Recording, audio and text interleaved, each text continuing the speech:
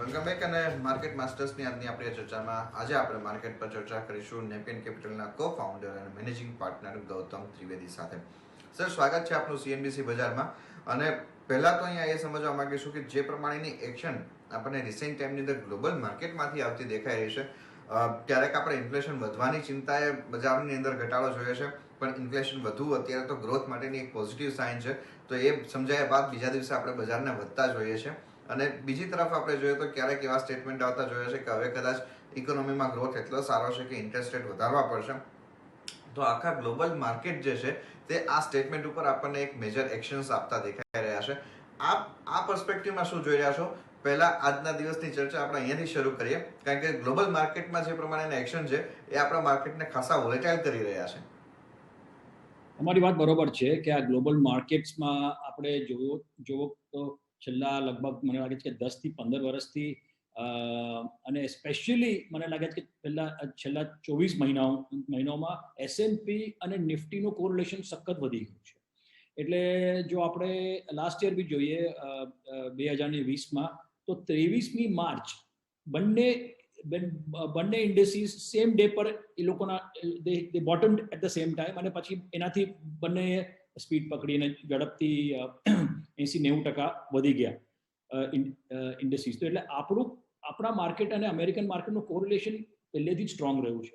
અને જો ત્યાં પ્રોફિટ બુકિંગ આવશે તો અહીંયા બી આવશે જ. અને આપણે જોઈ રહ્યા છીએ કે છેલ્લા લગભગ 4-4.5 મહિનામાં, એટલે in the last I guess January, February, March, April અને હવે મે બી થઈ ગયો 4.5 મહિનામાં આપણે જોયું છે કે ફોરેનર્સે લગભગ 15,000 થી 16,000 કરોડનું વેચાણ કર્યું છે.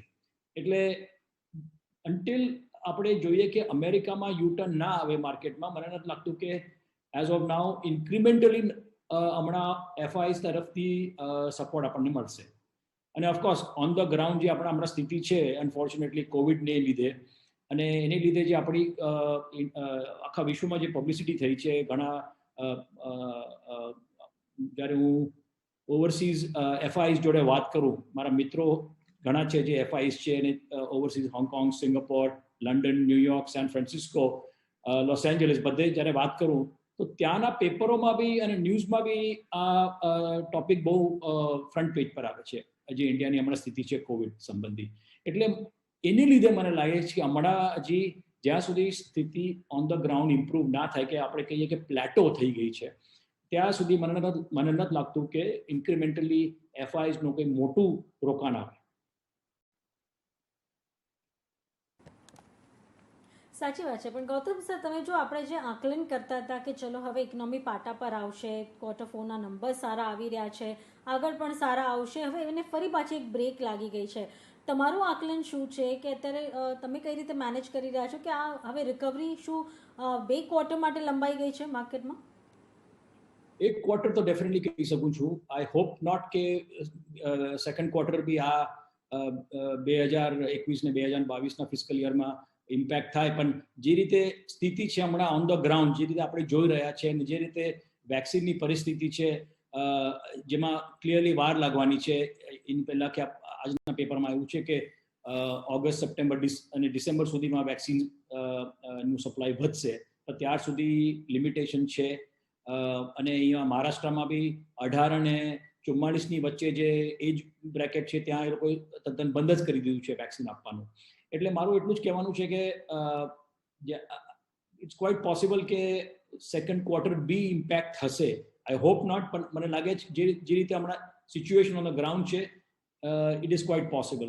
અને that will be a negative, because last year તમે જુઓ તો લગભગ 4.5 થી 5 મહિનામાં ઇમ્પેક્ટ આવેલો, પણ આ વખતે આ જે સેકન્ડ વેવ છે it is even more dangerous. એટલે મને એ જ ચિંતા છે કે કદાચ સેકન્ડ ક્વાર્ટરનું આખું હોલ સેકન્ડ ક્વાર્ટર પર ઇમ્પેક્ટ ના આવે તો સારું.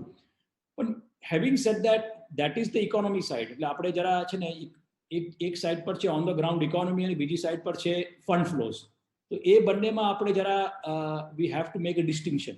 બીકોઝ તમે જો લાસ્ટ યર બી જુઓ, મેં કીધું કે 23મી માર્ચ લાસ્ટ યરમાં માર્કેટ બોટમ થયું, એના પછી જે રીતે જે ઝડપથી ને સ્પીડથી જે ફોરેન પૈસા આવ્યા આપણા દેશમાં, અને ઓફકોર્સ નોટ ઓનલી આપણા દેશમાં પણ ઓવરઓલ ઇમર્જિંગ માર્કેટ્સમાં, એશિયામાં પણ, એના પછી માર્કેટ 80% વધી ગયું.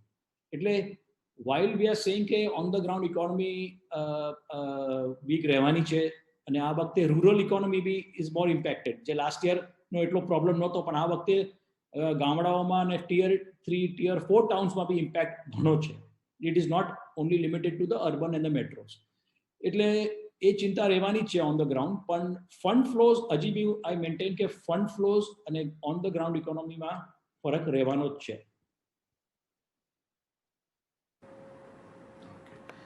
તો સર, આનો મતલબ એમ સમજી શકાય કે આપણે અત્યારે જે લિક્વિડિટી છે માર્કેટની અંદર, જે ફંડ્સની અવેલેબિલિટીઝ છે, એના હિસાબે થઈને આપણે વધારાની એક્શન જે છે તે આવતી જોઈ રહ્યા છીએ આપણા capital market, even across the જે એસેટ ક્લાસ છે એમાં. કારણ કે તમે કોમોડિટીના પ્રાઇસીસ જુઓ, રિયલ એસ્ટેટમાં જુઓ, કે તમે પછી ઇક્વિટી માર્કેટ જુઓ, બધા ફ્રન્ટ ઉપર આપણને પ્રાઇસ રાઇઝિંગ આવતા દેખાઈ રહ્યા છે.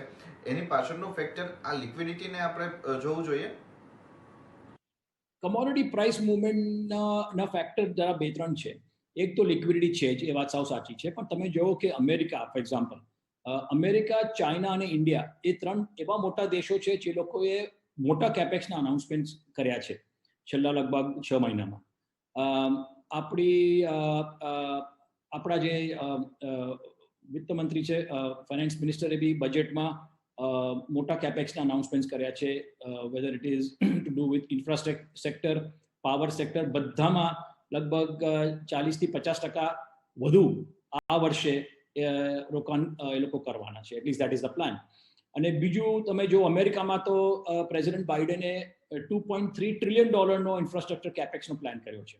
Over and above, this is over and above the plan for economic stimulus. એટલે 1.9 trillion ઇકોનોમિક સ્ટિમ્યુલસ તો એમને અનાઉન્સ કર્યું છે, અને એના પૈસા ઓલરેડી શરૂ થઈ ગયા છે લોકોના બેંક એકાઉન્ટમાં, ખાતામાં જવા માટે.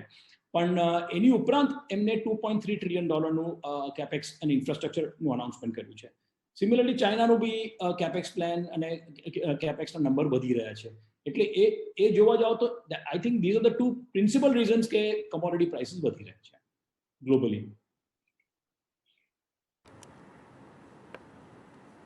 સાચી વાત છે. પણ તો અત્યારે થીમ આપણે જોઈ રહ્યા છે તો એ કોમોડિટી સેગમેન્ટની ચાલી રહી છે. ભલે એમાં મેટલ હોય, એમાં શુગર હોય, તમે જો સોફ્ટ કોમોડિટીઝ પણ એડ થઈ રહી છે અને હાર્ડ કોમોડિટીઝ પણ એમાં એડ થઈ રહી છે. તમે ક્યાં વધુ ફોકસ રાખી રહ્યા છો? અમે લોકો ઇન જનરલ સિક્લિકલ્સ કરતા નથી અમારા ફંડમાં, પણ આઈ થિંક જે એક કમોડિટી એવી છે, મને લાગે છે કે આવતા 10 વર્ષ સુધી એનો ડિમાન્ડ ઘણો સ્ટ્રોંગ રહેશે, દેટ ઇઝ કોપર. અને તમે જુઓ, કોપરમાં એકચ્યુઅલી એક વિશ્વની એક મોટી ઇન્વેસ્ટમેન્ટ બેંક છે જેને કોપર પર રિપોર્ટ કાઢ્યો છે. Title of the report is copper is the new oil. અને એમને એમાં રિપોર્ટમાં એવું લખ્યું છે કે કોપર જેટલા બી રિન્યુએબલ બિઝનેસીસ છે, સોલર, વિન્ડ, જીઓથર્મલ, બધામાં કોપર ની જરૂર છે. એટલે કોપરની પ્રોપર્ટીઝ એવી છે કે it can transmit and transform energy અને ટુ ધ ફાઇનલ કન્ઝ્યુમર. એટલે કોપરનો ડિમાન્ડ મને એક કમોડિટી એવું લાગે છે કે જેનો ડિમાન્ડ સ્ટ્રોંગ રહેશે આવતા 10 વર્ષ માટે, દેટ ઇઝ કોપર. ઓકે, તો આ એક પર્સપેક્ટિવ છે જે પ્રમાણે કોમોડિટીના આપણને એક્શન દેખાઈ રહ્યા છે એના ફ્રન્ટ ઉપર. પર સર, ફરી થોડાક ઇક્વિટી માર્કેટ્સ ઉપર પાછા ફરીએ તો અહીંયા આપણે જોઈએ તો એક સેક્ટરિયલી આપણને જે એક્શન જોવા મળી છે રિસેન્ટ ટાઈમની અંદર, એમાં આપણને મેટલ્સને બાદ કરતાં બીજું એક આખું વર્ટિકલ છે જે આપણને પરફોર્મ કરતું દેખાયું છે ફાર્માનું. અને ફાર્મા અને એની સાથે સાથે તમે હેલ્થકેર, હોસ્પિટલ સ્ટોક્સ છે, એમાં પણ આપણને આ પ્રકારની એક્શન દેખાઈ રહી છે. ડાયગ્નોસ્ટિક કાઉન્ટર્સ છે, એ પણ આપણને એક સારા એવા એગ્રેસિવલી આગળ વધતા દેખાયા હશે. તો આ આખું જે વર્ટિકલ છે, ફાર્મા, હેલ્થકેર, આને આપ કેવી રીતના જોવો છો? કદાચ આ વર્ષ દરમિયાન, આખું નાણાકીય વર્ષ દરમિયાન અહીંયા આપણને એક પોઝિટિવ થીમ સાથેનો આઉટલુક રાખી શકાય? ડેફિનેટલી રાખી શકાય. ફાર્મામાં અમે લોકો એ સેક્ટરો, એ કંપનીઝમાં ફોકસ કરી રહ્યા છે જે લોકોને એટલીસ્ટ 50%થી વધારે કોવિડ રિલેટેડ બિઝનેસ હોય.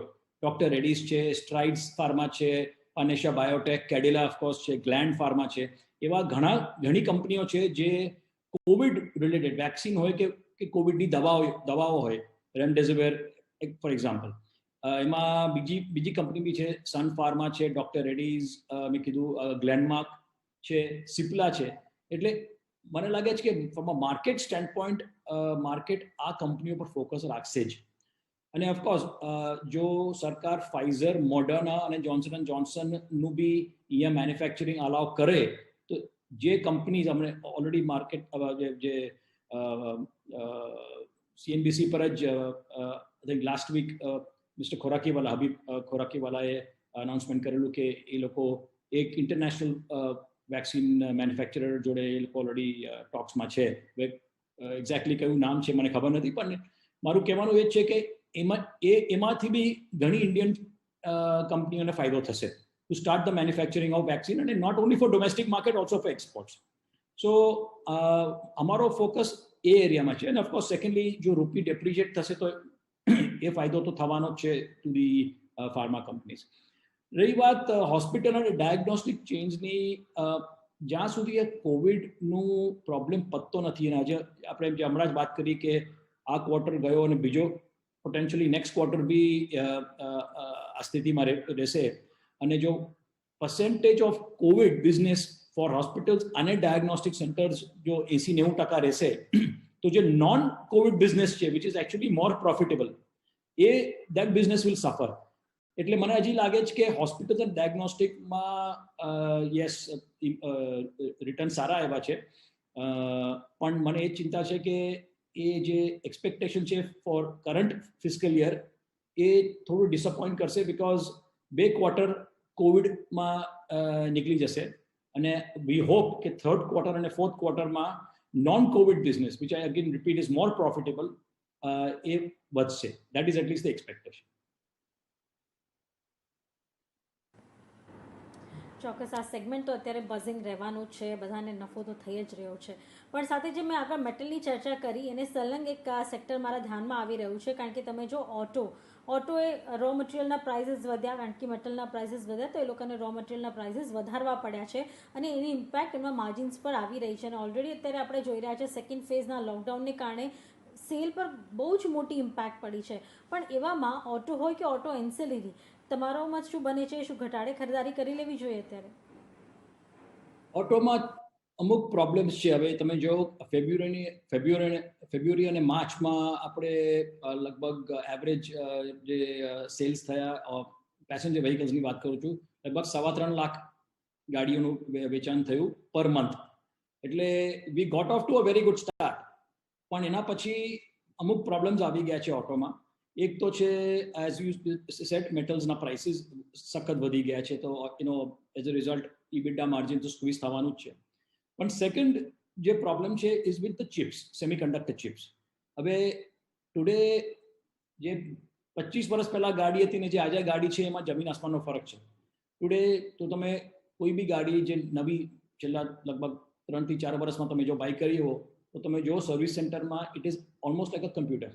અને વિધાઉટ ધ સેમિકન્ડક્ટર અને without the chips you cannot make a car any more. So મને એ જ લાગે છે જ્યાં સુધી સેમિકન્ડક્ટરનો પ્રોબ્લેમ સોલ્વ નહીં થશે, ગાડીના સેલ્સ વિલ બી ઇમ્પેક્ટેડ.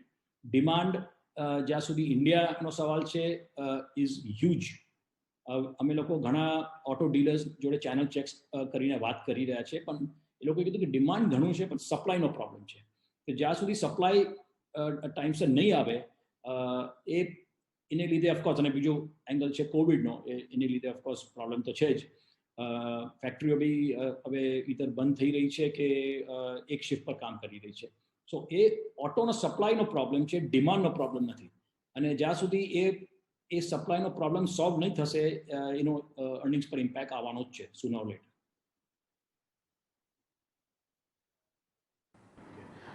સર, એક પર્સપેક્ટિવ અહીંયા એ પણ સમજવા માંગીશું, જ્યારે આપણે આ કન્ઝમ્પશનની વાત કરી રહ્યા છીએ, ડિમાન્ડ આઉટલુકની, તો કન્ઝમ્પશન રિલેટેડ આખું વર્ટિકલ છે. એ વર્ટિકલ આપણને જે સ્ટેટ વાઇડ રિસ્ટ્રિક્શન્સ, લોકડાઉન આવતા દેખાય એને લઈને થોડુંક આપણને બ્રેક લાગતી દેખાય. પણ જે પ્રમાણે અત્યારે આપણે જોઈએ તો આખું ઈ કોમર્સનું નેટવર્ક આપણે ત્યાં ડેવલપ થઈ રહ્યું છે. આપને લાગે છે કે આપણે કન્ઝમ્પશન સેક્ટરની અંદર કદાચ જો આને લઈને કોઈ વીકનેસ આવે છે તો એ એક બાઇંગ ઓપોર્ચ્યુનિટી તરીકે જોવું જોઈએ? એ વાત તમારી એકચ્યુઅલી ક્વાઇટ ઇન્ટરેસ્ટિંગ છે. તમારો પ્રશ્ન ક્વાઇટ ઇન્ટરેસ્ટિંગ છે કે આપણે આજની તારીખમાં જોવો કે છેલ્લા લગભગ 3 વર્ષમાં જેટલા બી ઇન્ડિયન્સ આપણે જે અહીંયા દેશી લોકો જે ઇન્ડિયામાં આપણે રહીએ છીએ એ લોકોને જો ટેક સેક્ટરમાં ઇન્વેસ્ટ કરવું હતું તો you would have to do LRS અને પૈસા ઓવરસીઝ ટ્રાન્સફર કરીને નેસ્ડેકમાં ઇન્વેસ્ટ લોકો કરતા હતા અને હજી બી કરી રહ્યા છે. બિકોઝ એકચ્યુઅલી ઇન્ડિયામાં બહુ ઓછી ટેક કંપનીઝ છે. ઇન્ફો એજ છે લગભગ 65,000 કરોડનો માર્કેટ કેપ છે, પછી ઇન્ડિયામાં છે લગભગ 24-25,000 કરોડનો માર્કેટ કેપ, અને એના પછી બધી નાની કંપનીઓ છે સબ 5,000 કરોડ. એટલે જો તમને મોટું ટેકનું એક્સપોઝર જોતું હતું, you wanted to play the tech sector, તો you had to transfer money overseas અને નેસ્ડેકમાં ઇન્વેસ્ટ કરવાનો. That was the only way out. Now I think કે આવતા 12 થી 18 મહિનામાં ઘણી ટેક કંપનીઝ ઇન્ડિયામાં લિસ્ટ થશે. હવે ગેમિંગમાં આપણે જોયું કે નઝારા ઓલરેડી લિસ્ટ થઈ ગયું છે. આ વીક આઈ થિંક બુધવારે અનાઉન્સમેન્ટ આવી ગયું કે કાર ટ્રેડ નો IPO આવવાનો છે, વિચ ઇઝ અને વેલ્યુએશન ઓલરેડી લગભગ 9 થી 10,000 કરોડની વાત થઈ રહી છે. એટલે આઈ સી કે આવતા 12 થી 18 મહિનામાં ટેક કંપનીઝ ઘણી હવે લિસ્ટ થશે ઇન્ડિયામાં, વિચ ઇઝ ગુડ. અને એઝ અ રિઝલ્ટ મને લાગે છે કે સ્કોપ ઘણો મોટો છે for this companies to list in India. But having said that, મને લાગે છે કે તમે જો ચાઇનાનો ટેક સેક્ટર જો કે અમેરિકાનો ટેક સેક્ટર જો, આપણી કંપનીઓ હજી બહુ નાની છે સખત. એટલે નોટ ઓનલી ધ વેલ્યુએશનની વાત કરું છું, but even in absolute number બહુ ઓછી કંપનીઓ છે જે આવતા 12 થી 18 મહિનામાં લિસ્ટ થશે. એટલે હજી બી મને લાગે છે કે most Indians will do LRS અને બહાર ઇન્વેસ્ટ એ લોકોને કરવું પડશે, બિકોઝ અહીંયા આટલો સપ્લાય નથી ઇન્ડિયામાં, અનફોર્ચ્યુનેટલી.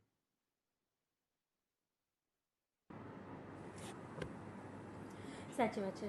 પણ ત્યારે જ હવે આગળ વધીએ તો, કારણ કે બ્રોડર માર્કેટે જે રિટર્ન આપ્યા છે એ ખૂબ જ સારા છે. તમે જો અત્યારે કહી શકાય દિગ્ગજો ક્યાંક પાછળ પડી રહ્યા છે, પણ જે મિડ કેપ અને સ્મોલ કેપ કંપનીઝ છે એમનું પરફોર્મન્સ ઘણું સારું છે અને સારા રિટર્ન આપી રહ્યા છે. આપનો કેટલો વ્યૂ છે અત્યારે મિડ કેપ પર? અમે તો મિડ કેપ ફંડ ચલાવીએ છીએ, એટલે ઓબ્વિયસલી અમે અમારો bias, we have a bias for the mid cap space. પણ આઈ થિંક આમાં શું છે કે India in some ways mid cap અને સ્મોલ કેપ ના પર્સપેક્ટિવથી આપણે જોઈએ તો India is a very unique market for mid and small caps. અને જે મોટો પૈસો બન્યો છે ઇન્ડિયામાં એ મિડ કેપ અને સ્મોલ કેપમાં જ બન્યો છે. અને તમે જુઓ 10 વર્ષ પહેલા આઈશર મોટર કે 11 વર્ષ પહેલા શ્રી સિમેન્ટ, એવી કંપનીઓ જે મિડ કેપ હતી, આજે તમે જો ક્યાં પહોંચી ગઈ છે. Bajaj finance, another phenomenal example હું તમને કહું, સંજીવ બજાજે જે ચમત્કાર કર્યો છે વિથ બજાજ ફાઇનાન્સ અને Bajaj Finserv as a result. I mean આ સ્ટોક્સે તમને 100x રિટર્ન આપ્યા છે. આ 3 સ્ટોક્સની હું જે વાત કરી રહ્યો છું. એટલે આજની તારીખમાં તમે ઇન્ડિયામાં જો 12 થી 13 સેક્ટર એવા છે which are dominated by mid caps. તમે ઓટો એન્સિલરીઝ જો, એક મોટું છે ભારત ફોર્જ, એના પછી બધા જ મિડ કેપ કંપનીઓ છે. Building material, ceramic tile manufacturing તમે જો કે કજારે ceramics for example, ceramic tile જે એક વર્ટિકલ છે બિલ્ડિંગ મટીરિયલની અંદર, માર્કેટ કેપ એક કંપનીનું 14,000 કરોડ છે, એના પછી બધી કંપની નાની છે from mid to small caps. Similarly તમે સિમેન્ટમાં જુઓ, 3 મોટી કંપનીઓ છે, અલ્ટ્રાટેક, શ્રી સિમેન્ટ અને અંબુજા ACC કમ્બાઇન. એના પછી બધી કંપનીઓ મિડ કેપ છે. એટલે એવા ઘણા સેક્ટરો છે જેમાં હજી બી મને લાગે છે કે there is a huge scope. અને લગભગ જો તમે outside of the top 100 companies જો, which is the SEBI definition કે મિડ કેપ કઈ રીતે ડિફાઇન કરવાનું, લગભગ 750-800 કંપનીઓ છે જેમાં રોકાણ થઈ શકે. Of course you have to be careful. I am not saying કે બધી મિડ કેપ કંપની સારી છે અને they all not the same. હવે તમે કોન્ટ્રાક્ટ મેન્યુફેક્ચરિંગમાં જુઓ, ડિક્સન ટેકનોલોજી છે, 20,000 કરોડનું માર્કેટ કેપ છે. Varun beverage, again contract manufacturer for PepsiCo, 28,000 કરોડનું માર્કેટ કેપ છે. એટલે મારું એટલું જ કહેવાનું છે કે એવા કેટલાય સેક્ટર્સ છે આપણા દેશમાં which are mostly mid caps, અને આવતા 5 થી 10 વર્ષમાં lot of this companies will become large caps. તો તમને મારા ફંડનું જ એક્ઝામ્પલ આપું. અમે જ્યારે ટાટા કન્ઝ્યુમર પ્રોડક્ટ્સમાં રોકાણ કર્યું ત્યારે એનો માર્કેટ કેપ હતો 21 થી 22,000 કરોડ. આજે 55 થી 60,000 કરોડ થઈ ગયું છે. એટલો મોટી કંપની થઈ ગઈ છે કે it is now included in the Nifty 50. So V have a bias, અને અમે જ્યારે પહેલું ફંડ સ્ટાર્ટ કર્યું પર્પસલી મિડ કેપ જ કર્યું, અને અમે મિડ કેપમાં જ ફોકસ કરવાના છે. હવે અહીંયા આપ અત્યારે કયા એવા સેક્ટર્સ જોઈ રહ્યા છો કે જે કદાચ રિટેલ ઇન્વેસ્ટરોએ પણ ધ્યાનમાં રાખવા જોઈએ કે કોઈ સ્ટોક્સ કે જેમાં અત્યારે ખરીદદારી કરવા માટેની તક છે આ મિડ કેપ અને સ્મોલ કેપમાં જ? હું સ્ટોક્સનું નામ નહીં આપીશ, આઈ કેન ગીવ ધ સેક્ટરનું નામ. અને જે સેક્ટરમાં અમને લાગે છે કે you will see definitely improvement. I think mid cap આઈટીમાં ઘણો સ્કોપ છે. We like mid cap. હજી અમે કોઈ બી કંપનીમાં રોકાણ નથી કર્યું, પણ દેટ્સ એન એરિયા અમે જે ફોકસ કરી રહ્યા છે. પછી હું જોઉં તો સિમેન્ટ અમુક મિડ કેપ સિમેન્ટ સ્ટોક્સ ઘણા ચાલી ગયા છે, પણ હજી બી ઘણો સ્કોપ છે. અને મને લાગે છે કે મિડ કેપ અને ઓવરઓલ સિમેન્ટમાં થોડું કરેક્શન આવશે because of the fact that our quarter has been bad, અને આવતા ક્વાર્ટરમાં બી demand clearly will not be strong. એટલે એ અમને ગમે છે. આઈ થિંક ડાયગ્નોસ્ટિક સેક્ટરનો વેલ્યુએશન બહુ હવે મોંઘું થઈ ગયું છે. એટલે for example doctor Lal path labs, જે અમારી એક ઇન્વેસ્ટિંગ કંપની છે, which is now at 50 times next 12 months forward. એટલે એ સેક્ટર મોંઘું થઈ ગયું છે, પણ scope is very strong in that sector. So we like the sector, but not today because valuation ઘણા વધી રહ્યા છે. અને મને લાગે છે કે at some point tourism પાછું આવશે જ. તમે જો whether it's Indian hotels, whether it's Indigo, એટલે જે I'm not talking of only the hotel sector, the overall hospitality sector છે, because હોટલમાં પહોંચવા માટે બી you need to fly or take a train. So as a result મારે મારું કહેવાનું છે કે એ જે હોસ્પિટાલિટી સેક્ટર છે એમાં બી રોકાણ રાઈટ ટાઈમ પર કરવું જોઈએ, બીકોઝ એ ડિમાન્ડ જે છે લોકોનું to travel, it is bin pant up. અને જ્યારે કોવિડ ઘટશે તો you will C a repeat of that. હું તમને એક ઉદાહરણ આપું. ગઈકાલે મેં વાંચ્યું કે ક્રૂઝ લાઇન્સ જે અમેરિકામાં હવે અલાઉ કરશે જૂન કે જુલાઈના મહિનાથી, there is a waiting list of 5 lakh લોકોનું વેઇટિંગ લિસ્ટ છે ક્રૂઝ શિપ માટે. So that is the type of demand which is there, pent up demand which is there for tourism and hospitality sector. એટલે મને લાગે છે કે એમાં definitely scope છે.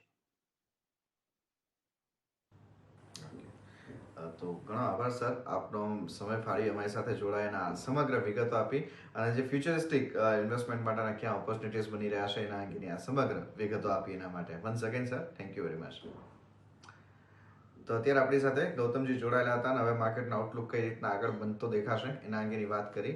તો આ રજૂઆતમાં અત્યારે બસ આટલું જ. મને નિશાન આપજો રજા. આગળ અપડેટ માટે આપ જોડાયેલા રહો CNBC બજાર સાથે. નમસ્કાર.